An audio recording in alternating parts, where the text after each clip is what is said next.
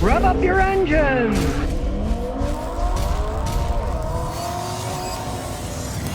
This is 149,000 miles. This F-150, it's got the Coyote 5-liter engine. Is it a good engine? Is it a good truck? I'm going to go through this thing with a fine-tooth comb and show you the truth about these things. So you don't have to listen to some myth about, oh, they're the best in the world, or oh, they're absolute piles of crap. The guy just bought it. He knew he was going to have to get a high mileage. He only had a certain amount of money. It's for $12,500. It's in excellent shape. It's got the back seats in it, and it's a traditional rear-wheel drive truck. It's not four-wheel drive. And it also happens to be a flex fuel, too. Meaning you can run it on gasoline that's got 10% ethanol. You can even run it on E85. It's 85% ethanol, 15% gasoline.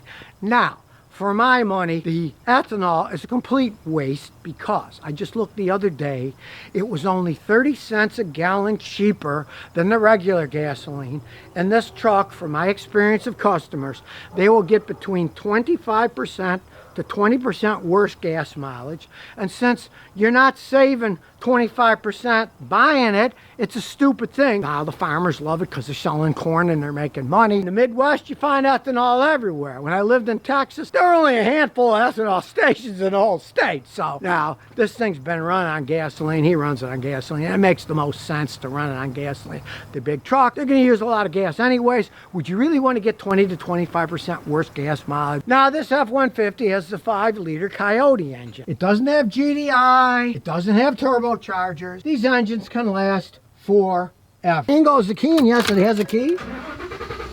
And as you see, it's got 149,000 miles on it. Now you can hear it's a relatively quiet engine.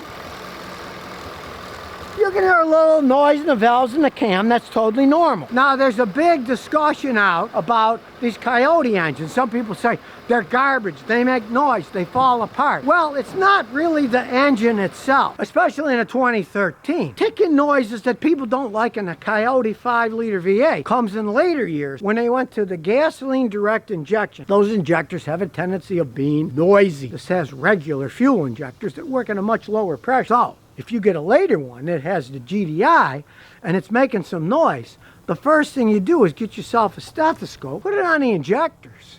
You hear the noise come from there and it runs okay, you don't care. I've seen those things run hundreds of thousands of miles. They're still ticking away, but they're also still running perfectly fine. Okay, so this one, it just has regular old fuel injectors under here. You don't have to worry about it. Now, being that it's old school, not having GDI, not having turbochargers on it, he drove from Indianapolis to Clarksville, Tennessee here, and he got 17 miles a gallon on the highway. That's what you'd expect to get with a big truck like this, with a big V8 engine, when you're cruising at the speed limit. Now, the newer ones can get quite a bit better gas mileage, but it's kind of like a double-edged sword. Because this 2013, here's the gear shift lever, it is a 6-speed automatic. This is before they went insane and put in that 10-speed automatic. Now the 10-speed can get much better gas mileage because it has 3 overdrive gears, not 1. But that also sacrifices the reliability. The 10-speeds have had various problems, especially the earlier ones. They can get phenomenal gas mileage, but they go between gears. People don't like them. They feel kind of weird. This 6-speed is much more bulletproof. Yes, it doesn't get this good gas mileage, but if it can last forever, that's where my money's at. Because for a few miles per gallon better gas mileage, when that 10-speed tranny goes on, the many thousands you will spend fixing it will more than negate the money you spent getting a little bit better gas mileage. Sometimes old technology's better if you want to last for a long time. Now this man watched my videos and he listened to me. Did he buy a 4-wheel drive? No. These are just regular wheels. This is a conventional V8, automatic transmission, and rear-wheel drive that generally can last a really, really long time. Believe me, you don't want to buy something you don't need. That raises the cost of the vehicle, makes it harder to fix, more expensive to fix, and it also drops your gas mileage. You go to a 4-wheel drive vehicle from a 2-wheel drive, you're going to get worse gas mileage, more friction. If you don't need it, don't waste your money on it. You can see it's well made. It's got all the coolers stuck in the front here so it doesn't have overheating problems if you're pulling or towing. And going back to the 6-speed transmission, you tow with these things and pull, it doesn't really bother them much. You start doing that with the 10-speed, you get weird gear shifts. It doesn't feel right, especially going uphill, downhill, to get used to them. and they have had some problems with them. You are better off with a more basic one like these older 6-speed. Fight to get better and better gas mileage has created more and more complex vehicles that break down more often. You're better with an older one like this that's simple. So let's see if you really got a deal by hooking up my computer. Easy to hook it up. Turn the key on. Go to the Ford USA. It's 2013. Shows what it is. Reads the VIN number. And we'll do an automatic scan. Here we go. You can see it's going to go through all these systems. Them all so far, only one bad one. A lot of times you find minor stuff wrong, so we're going to go through the whole system with this and then see what's red. The only thing red is here. Power steering control module. It says the voltage of the battery is off. No big deal. Realize this thing sat for a while at a car lot before we bought the thing. So I'm going to check the battery after we do all this analysis. Could be it was a weak battery. It might have been recharged and it's fine now. We'll check that, but that you don't worry about those codes really. We're going to look at the pure data. Start it up. We'll go to the computer system and we will look at live data. See, we're not screwing around here. There's 373 bits of live data. We'll start going through it all. These are color coded, so if there's a weird color. Now we know the alternator's working because it's running and it's 13.789 volts, so it's charging fine. The alternator's working. We'll check the battery when we're done. No fault in any of the camshaft sensors. The vehicle has driven 240,276.028, but of course that's not miles, that's kilometers. It's equivalent to 149 miles. Long way to go. We're on 91 and there's 373 bits of data. Good thing my brain still works.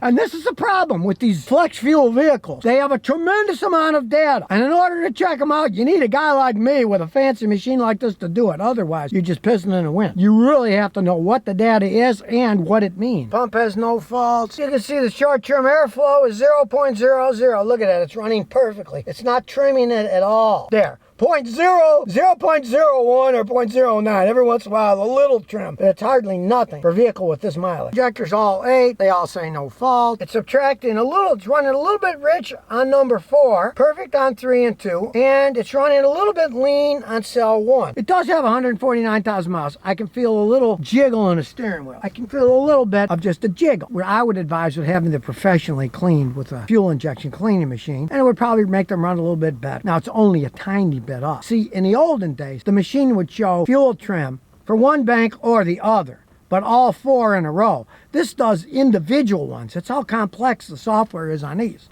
That you can see the individual ones, and you can see on this that 2 and 3 are perfect, but 1 and 4 are a little bit off. One's running a little rich, one running a little bit lean. And the only thing that really is going to do that is the fuel injectors being dirty or just being worn and need replacing at some point in time. But since it's getting its regular 17 miles a gallon on the highway, I personally would leave it alone. Airflow sensor's working fine, no fault. We're on 266. We still got over 100 more data points to go. These things are color coordinated because they're all black, so I know they're within spec. And then if I have a question about any particular one, I can just look at the actual one, and if I want, I can even graph. As you can see, I'm now graphing the rear oxygen fuel trim. So all in all, it's in pretty good shape. Let's take it for a spin. Now, so far, it's shifting good. I got no complaints about the transmission whatsoever. We'll wait till cars get out of the way. Here comes another one the other way, so we'll wait some more.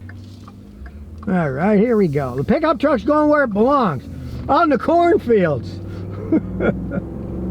Now it's a conventional V8, so it's got a lot of torque to it.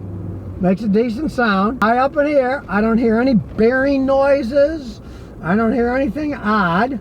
And now we get to the little drag strip, come to a stop because there's nobody behind us, and we'll see what it can do. Here we go. It is a V8 engine that has a reasonable amount of power.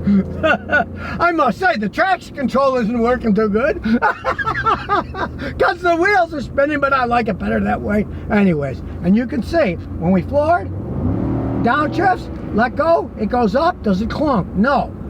I like these 6-speed transmissions. If this was a 10-speed, to me, they feel weird, and they do have problems as they age. These 6 speeds, it's got 149.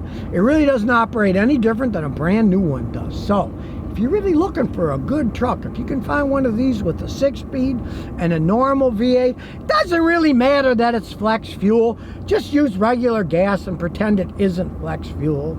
Unless you're a farmer living in the Midwest and you want to sell that corn, go ahead and put it in, but you're wasting your money because you're going to get worse gas mileage and you're never going to recoup the small price differential as it stands today. Maybe one day gasoline will be $10 a gallon and ethanol will be $4, and then it'd be worth buying, but not today. And really, for a pickup truck, they redesigned these things a long time ago. When you're taking corners, it says you're supposed to take this at 20.